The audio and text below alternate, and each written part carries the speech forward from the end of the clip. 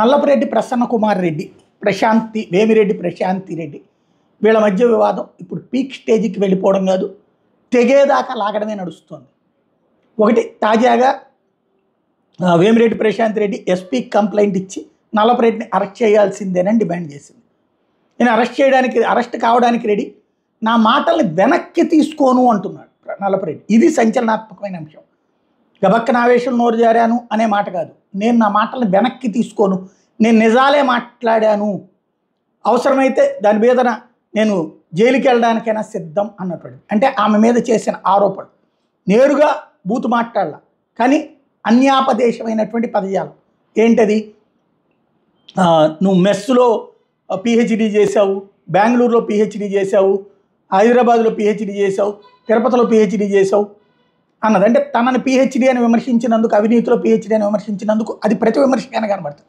కానీ ఒక ఆడపిల్ల కోణంలో నుంచి ఆ పదం వచ్చేటప్పటికి వేరే అర్థమే వెళ్తుంది.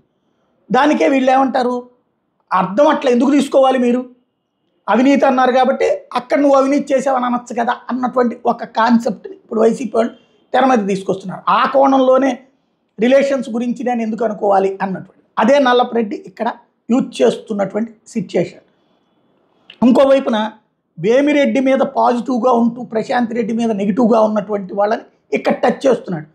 వేమిరెడ్డిని బ్లాక్మెయిల్ చేసి మోసం చేసి పెళ్లి చేసుకుంది అన్నటువంటి సంకేతాన్ని అక్కడ నమ్ముతున్నటువంటి వాళ్ళని తన వైపుకి తిప్పుకునేటటువంటి ప్రయత్నం నల్లపురెడ్డి చేస్తున్నటువంటిది. ఓపెన్ అయిపోతున్నారు. నెల్లూరు రాజకీయం యాక్చువల్గా చెప్పాలంటే వేమిరెడ్డి ప్రశాంత్ రెడ్డి వల్ల వైఎస్ఆర్ కాంగ్రెస్ పార్టీ అక్కడ తుడుచుకుపోయిందని చెప్పాలి. ఒకప్పుడు క్లీన్ స్వీప్ 10కి 10 అసెంబ్లీ స్థానాలు గెలుచుకున్నటువంటి పార్టీ కాస్త 2 గెలిచేసుకున్నటువంటి పార్టీ కాస్త ఎక్కడ తేడా వచ్చింది?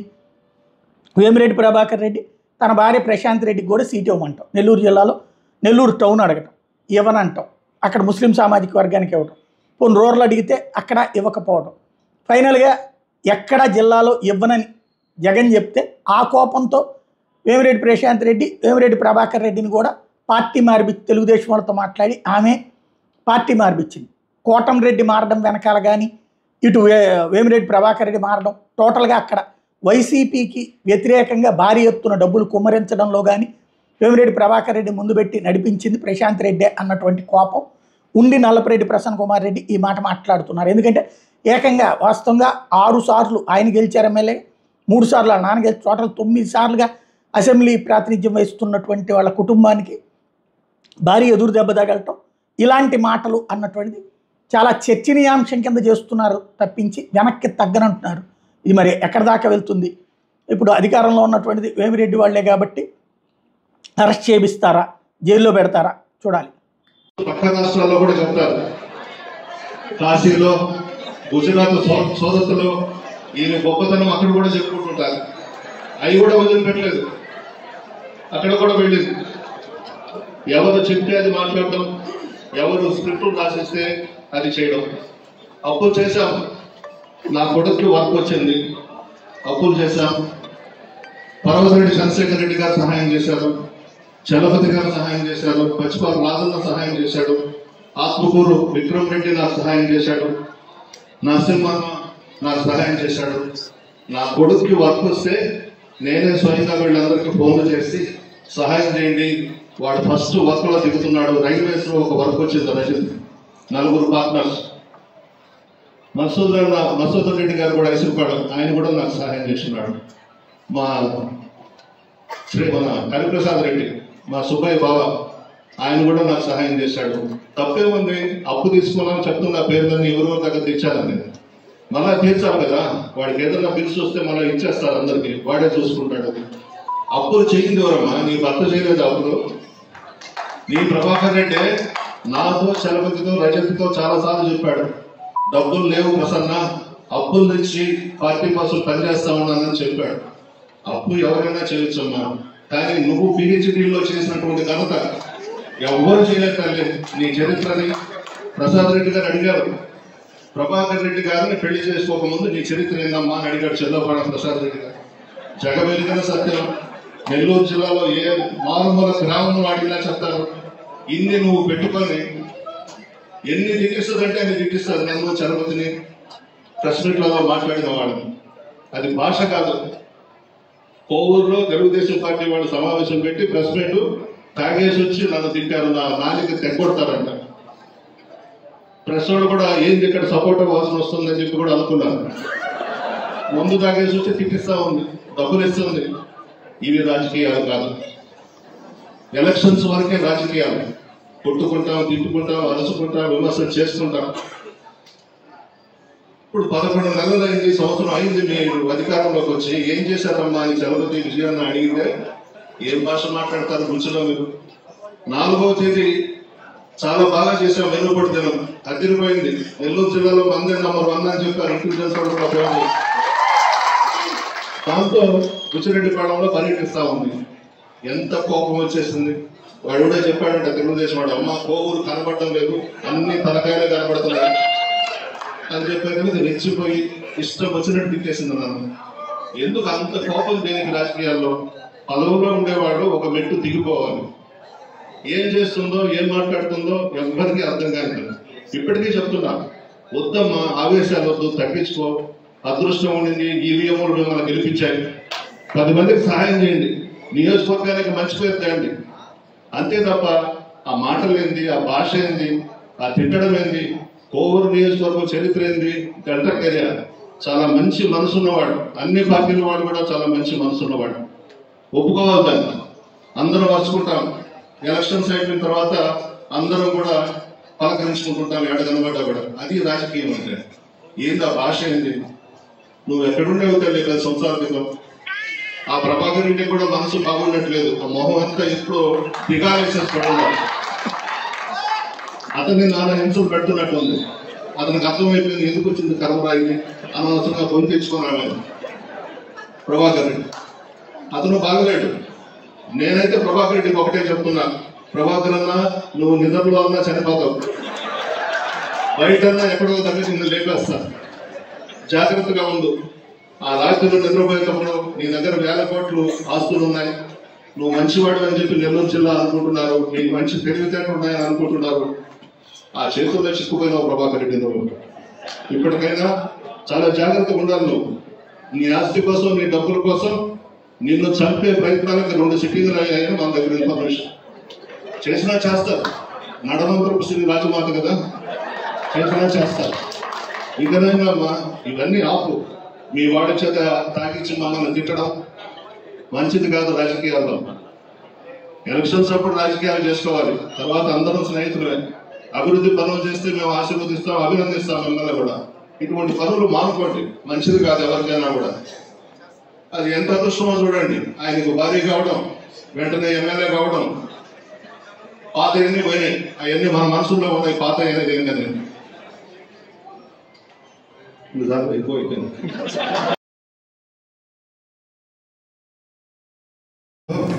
వీరి చలపతిరావు గారు, విజయ్ కుమార్ గారు ఇద్దరు కూడా మాట్లాడారు. ఎందుకు రెచ్చిపోయిందో ఎవరికి అర్థం కాలేదు. ఎక్కడికి పోయినా మనం చేసిన శాంక్షన్స్ ఇచ్చినటువంటి వర్క్స్ అంతా కూడా మేమే చేసామని చెప్తుంది. సబ్మర్సిబుల్ కాజ్వే జగన్మోహన్ రెడ్డి గారు 93 కోట్లు శాంక్షన్ చేశారు. దానికి శంకుస్థాపన కూడా చేశాం, పని కూడా మొదలు పెట్టాం. ఎలక్షన్స్ వచ్చినాయి. అక్కడికి వెళ్ళింది ఒక 3-4 రోజుల ముందు. ఇదంతా నా కృషి అని చెప్పింది. పడుగుపాడులో రోడ్డు ఒకటి వేయించాం. అనిల్ కుమార్ గారు మినిస్టర్గా ఉన్నప్పుడు మన ఇంటికి వచ్చారు. అన్న ఇది ఆలోచించండి, పడుగుపాడు రోడ్డు చేస్తే చాలా బాగుంటుంది, రూపురేఖలే మారిపోతాయన్న.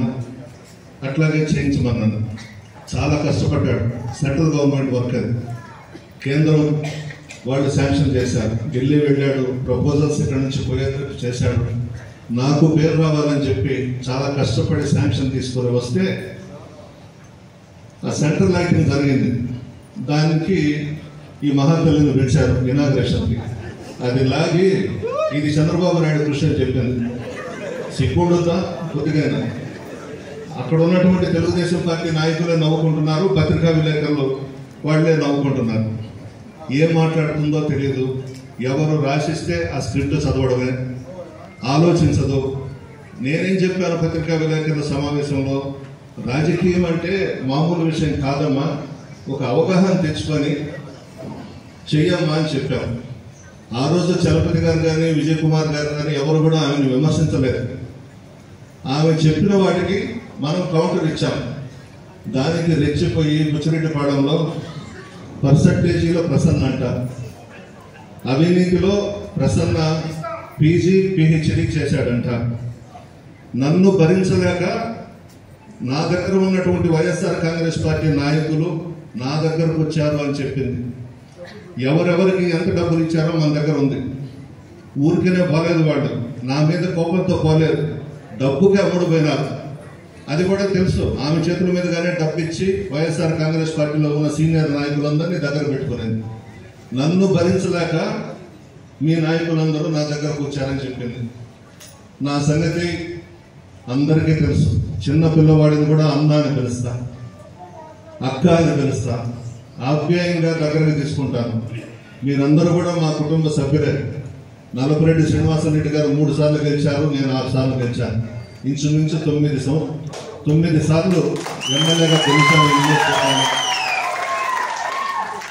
నేను ఒకటే అడుగుతున్నా, సరే నేను పిహెచ్డీలో అవినీతిని నేర్చుకున్నాను, నీకేంది తల్లి? రేణుగుంట దగ్గర మెస్లో పిహెచ్డీ నేర్చుకున్నావు, తిరుపతిలో పిహెచ్డీ నేర్చుకున్నావు, బెంగళూరులో పిహెచ్డీ చేశావు, హైదరాబాద్లో పిహెచ్డీ చేశావు, మెడ్రాస్లో పిహెచ్డీ చేశావు, చివరకు మాగుంట లేఅవుట్లో కూడా పిహెచ్డీ నేర్చుకున్నావు. అది ఏందా పిహెచ్డీ అనేది మీరు అర్థం చేసుకోండి, చాలా పెద్ద కథది. అప్పులు తెచ్చుకుంటున్నాడు ఫోన్లు చేసి అన్నాడు. ఎస్, అప్పులు చేసే దాంట్లో ఉన్న మజా దేంట్లో ఉంటుంది? తెస్తాం, అవసరమైతే తెస్తాం. నాకు అనిల్ కుమార్ యాదవ్ గారికి ఇదే పని. మాకు ఉదయం వేస్తే ఏడ అప్పు దొరకదు, దాన్ని తంటం పడుతుంది. దాంట్లో తప్పే ఉంది, మళ్ళా తిరిగి కట్టొచ్చు కదా. నోట్ రాసిస్తాము, చెక్ ఇస్తాము. అది కూడా మాట్లాడింది ఆ మీటింగ్లో. ఆఖరాకి వేమిరెడ్డి ప్రభాకర్ రెడ్డి గారిని బ్లాక్మెయిల్ చేసి బెదిరించి పెళ్లి చేసుకునేది. అతను ఒక పిచ్చాడు. ఎందుకు ఈయన చేసుకున్నాడో ఎవరికి అర్థం కదా. అతన్ని అడిగితే ఆ జిల్లాలో ఎవరో ఒక మంచి కుటుంబంలో ఒక అమ్మాయిని ముక్కుపచ్చలాదని అమ్మాయిని ఆయనకి ఇచ్చి పెళ్లి చేసి ఉండేవాడు. ఈ బోరు బావిలో పడిపోయాడు.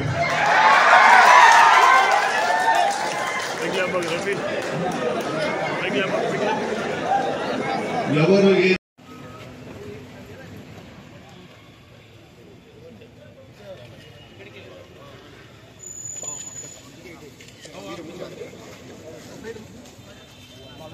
మొదలు పెట్టిన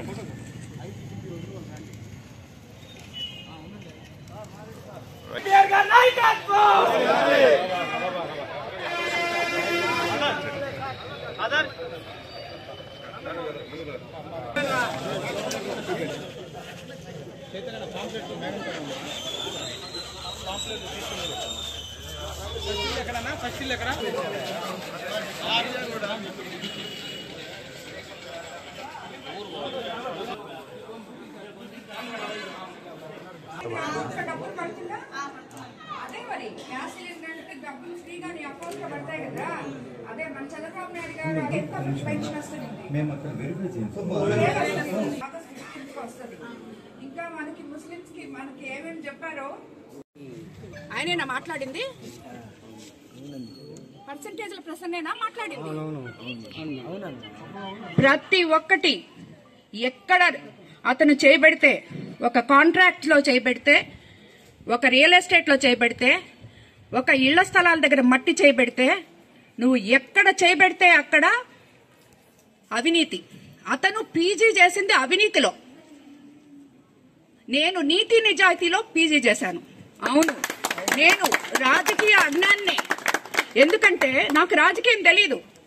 రాజకీయం అంటే 60 అడుగులు గుంతలు తవ్వి గ్రావెల్ ఎత్తేసి దాంట్లో 2 పిల్లలు పడి చనిపోయినా దానికి కారణమైన ఒక ఎమ్మెల్యే అంత జ్ఞానం నాకు లేదు. కాబట్టి నేను రాజకీయ అజ్ఞాన్ని. ఇసుక విపరీతంగా తవ్వి ఒక 4-5 నాయకుల్ని పెట్టుకొని మొత్తం కోవూరు కాన్స్టిట్యున్సీని అంతా ధ్వంసం చేసి ఈరోజు ఆ నాయకులందరూ నా దగ్గర ఉన్నారంటే మేము కార్యకర్తల్ని, నాయకుల్ని, అత్యంత గౌరవించి నెత్తి మీద పెట్టుకొని చూసుకుంటాం. అదే కార్యకర్తలు నిన్ను సాకలేక నా దగ్గరకు వస్తున్నారు, నీకు అప్పులు ఇవ్వలేక నా దగ్గరకు వస్తున్నారు. కాబట్టి ఈ పర్సంటేజ్లు ప్రసన్న మాట్లాడిన దాని గురించి మీరు అడగడము, నేను మాట్లాడడం కూడా వేస్టే. కాబట్టి వదిలేండి.